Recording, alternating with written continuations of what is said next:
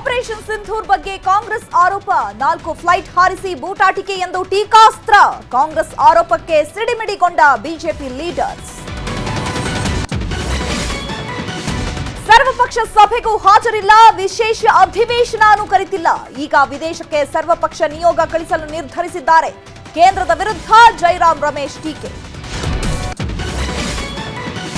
ಗೃಹಲಕ್ಷ್ಮಿ ಹಣ ನೀಡಲು ಹಣ ಹೊಂದಿಸುತ್ತಿದ್ದೇವೆ ಶೀಘ್ರದಲ್ಲೇ ಫೆಬ್ರವರಿ ಮಾರ್ಚ್ ಏಪ್ರಿಲ್ ಹಣ ರಿಲೀಸ್ ಬಿಜೆಪಿ ಟೀಕೆಗೂ ಲಕ್ಷ್ಮಿ ಹೆಬ್ಬಾಳ್ಕರ್ ಟಾಂಗ್